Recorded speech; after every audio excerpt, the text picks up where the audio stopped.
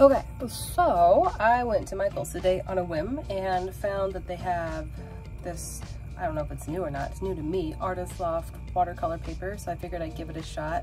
This is 90-pound paper, so it's a bit on the thinner side, but that can be kind of fun for watermarks and stuff like that, or water spots, whatever you want to call them. And also, it's usually pretty good to sketch on. So today we're going to do something a little bit different, and I am going to sketch out a personal character that I've had probably since I was, I don't know, about 16 years or old or so. It's my personal demon. I call it the Vile Inkling, and I'm going to sketch that out on here and then paint it, and we'll just see how this paper likes to, you know, work with pencil, pen, and watercolors. So we'll go ahead and get started. Oh, the grand reveal. Look at this paper. So beautiful. I mean, it feels like your typical 90-pound watercolor cold press paper, so nothing too exciting there. So I don't really know where this particular character came from. I think I first made it when I was probably around 16 or so, and it wasn't too long before that that I'd watched the movie The Island of Dr. Moreau, and it really stuck with me. I mean, it's an incredible film, which is, I think, based off a book. I'm not entirely sure. Anyways, so this island is inhabited with these horrible but incredible human-animal hybrids, and something about it just gave me the willies in a way that I couldn't and haven't really shaken. I don't know, it's fascinating concept. And shortly thereafter, I was just kind of mucking around one day drawing, and this guy kind of popped out. And at that time, I was pretty active in character creation for an online community, and you know, the Fursona period, which I think is still a thing. I'm not really sure since I'm not involved in that anymore. But anyways, so I was making characters for other people and myself, and this became one of my personal characters. So it's only ever been known as the Vile Inkling, and it's this funky, bipedal, kind of awful, in a sense of like, he's like skinny fat and has this long beakish face that has like these funky feathers coming out of the back of his head, and has this tail of a bunch of feathers, and they're always yellow with these black stripes, which you'll see soon. And he always wears a purple loincloth, and the design hasn't really changed much over the past, oh my god, 15 years or so. And just when I first was coming up with him, he was a lot more like, you know, kind of like a typical furry design. They have those funky, like, half animal, half people back legs, and now this guy's legs are a lot more human-like. But otherwise, the design's been pretty stagnant. So now, just whenever I'm doodling or playing around sketching, this guy like always comes out, and I like to think he's a kind of like an agent of chaos, just very I don't know, true chaotic neutral, I guess. Doesn't really have an agenda, but likes to meddle, and lots of nasty practical jokes.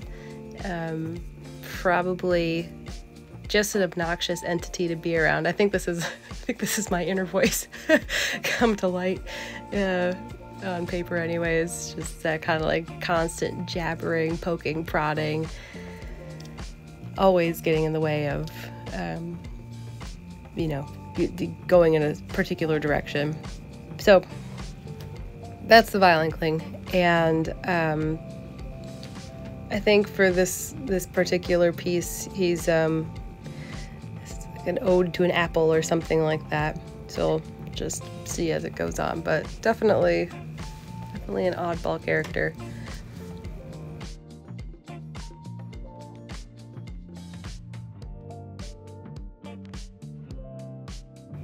So something you're going to want to do that I didn't do is, if you're using a new pen, make sure that when it gets wet with water, it doesn't run everywhere like this one did, which was really annoying, especially when I started painting with a lot of water and it went everywhere. So just something to think about in the future. Oftentimes if you're using good pens that aren't going to totally bleed on you, you can go ahead and ink first like I did here. But in situations like this, you're definitely going to want to ink after you paint, so that way you don't end up with a big smeary mess.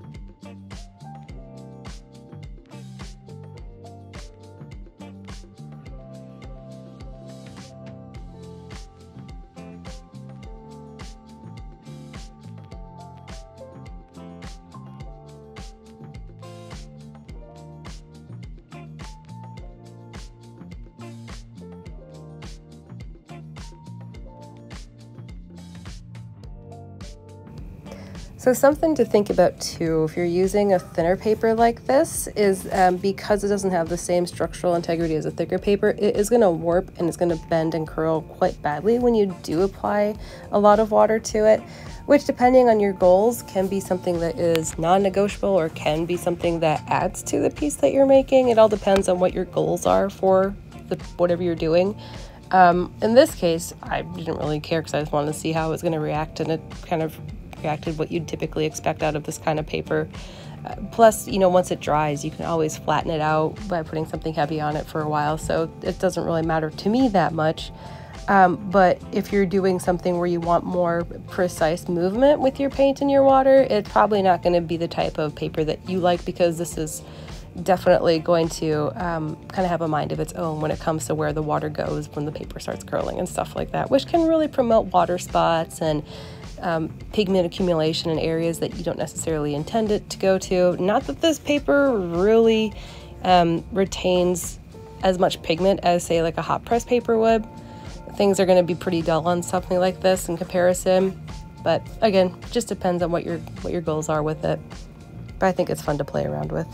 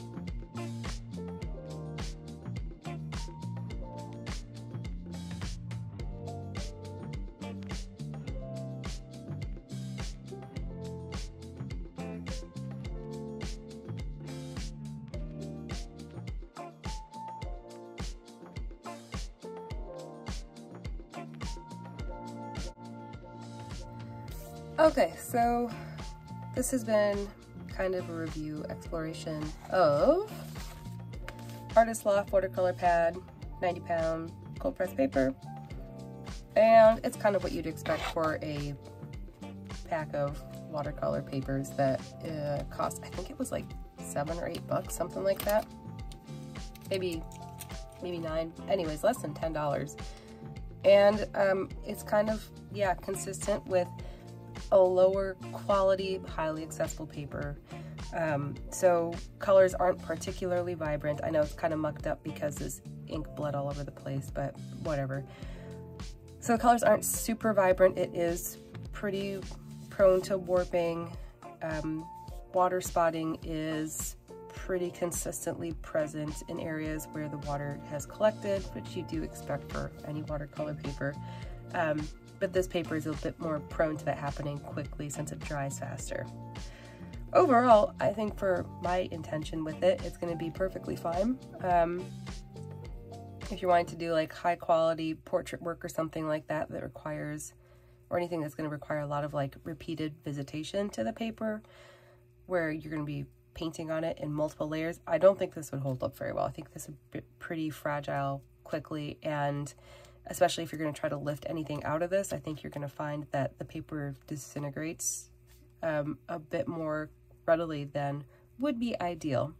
Not that I've tried to lift anything out of here, but having worked with similar papers in the past, it can be pretty fragile in that regard. So anyways, I'm going to keep using it. I think it'll be fun for some projects that require only 1 or 2 layers of paint, especially like really wet into wet type stuff.